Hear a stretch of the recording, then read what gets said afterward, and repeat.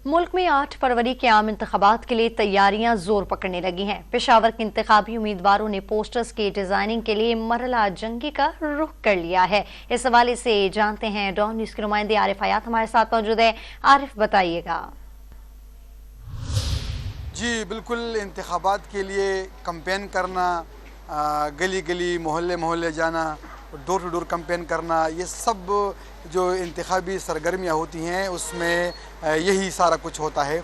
लेकिन पोस्टर छापना जो एक ज़रूरी और अहम चीज़ जो है तो वो समझी जाती है, ताकि जो भी उम्मीदवार हो उसकी बड़े बड़े फेनाप्लेक्स लगे, जगह जगह पर उसके छोटे पोस्टर लगे और ख़ूबसूरत लगे। तो इसके लिए भी पेशावर का जो जंगी महल्ला है तो ये एक छपाई का मरकज़ हम इसे कहेंगे।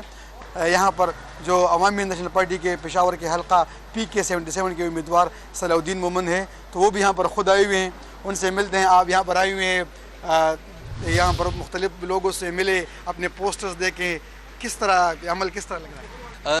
आजकल एडवर्टाइजमेंट के काफ़ी सारे तरीके आ गए हैं। सोशल मीडिया ज़्यादातर यूज़ हो रहा है, लेकिन ये पुरानी वाली चीज़ें अब वो भी बदल रही हैं। वो नारे जो आपके कीमती वोट का और ये वो, तो हम ये ख़ुद भी देखना पड़ता है। मैं ख़ुद भी इसीलिए आया था और उसके ग्राफिक्स, उनके डिज़ाइन ये सारे देख रहा था। ये मुख्तलिफ़ रेट्स भी इधर उधर से पता किया, और इसलिए कि इस पे काफ़ी ख़र्चा आता है। इंतखाबात के लिए जो कैंपेन है उम्मीदवारों की जानिब से वो बाकायदा तौर पर शुरू हो चुकी है। पोस्टर्स भी लोग बनवा भी रहे हैं और दीवारों पर भी लगा रहे हैं, और छोटे पोस्टर, बड़े बड़े फेनाफ्लेक्स जो हैं तो उसकी तैयारी भी जारी है, और बढ़ चढ़ कर जो उम्मीदवार हैं वो इंतखाबी मुहिम में हिस्सा ले रहे हैं। जी, पेशावर से हमें